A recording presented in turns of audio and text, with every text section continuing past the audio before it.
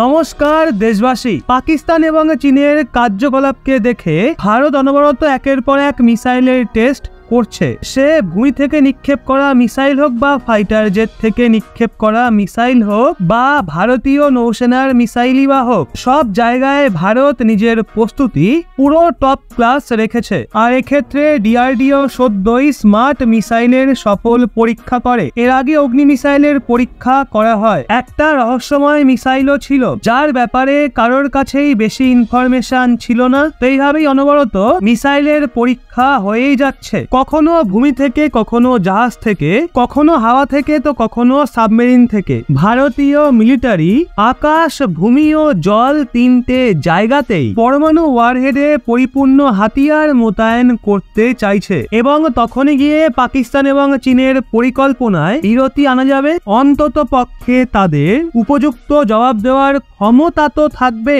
যদি কথা বলা হয় ভারতীয় নৌসেনার, তো ভারতীয় নৌসেনার কাছে আপাতত সাবমেরিনে সবচেয়ে ভরসাযোগ্য কে সিরিজ রয়েছে।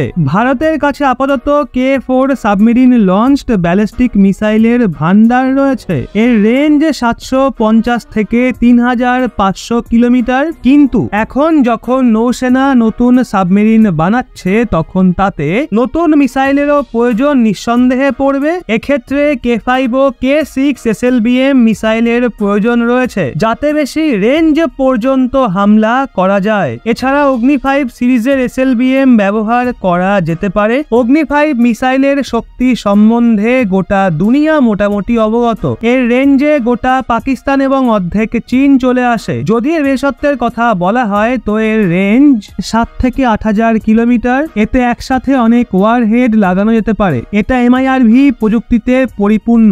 একটা মিসাইল দিয়েই 5টা টার্গেটকে হিট করা যেতে পারে। এতে 400 কিলোগ্রাম ওজন সম্পন্ন পরমাণু বা পারম্পরিক হাতিয়ার লাগানো যেতে পারে। এর ম্যাক্সিমাম স্পিড 30,000 কিলোমিটার প্রতি ঘন্টার থেকেও বেশি। যদি কথা বলি K5 মিসাইলের, তো এই মিসাইলকে দেশেই ডেভেলপ করা হয়েছে। এতে 2000 কিলোগ্রাম ওজনের ওয়ারহেড লাগানো যেতে পারে। এর রেঞ্জ 5 থেকে 6000 কিলোমিটার। একে আপাতত Arihant class submarine, OS5 class সাবমেরিনে লাগানো হয়েছে এবং ভবিষ্যতে অন্যান্য সাবমেরিনে লাগানো যেতে পারে। যদি কথা বলি K6 মিসাইলের, তো এই মিসাইল এখন বানানো হচ্ছে। 39 ফিট লম্বা এই মিসাইলে 3000 কিলোগ্রাম ওজনের পরমাণু হাতিয়ার লাগানো যেতে পারে। এটা দিয়ে অনেক টার্গেটকে নিশানা করা যেতে পারে। এর রেঞ্জ 8 থেকে 12,000 কিলোমিটার হবে। এটাকে S5 সাবমেরিনে লাগানোর পরিকল্পনা রয়েছে।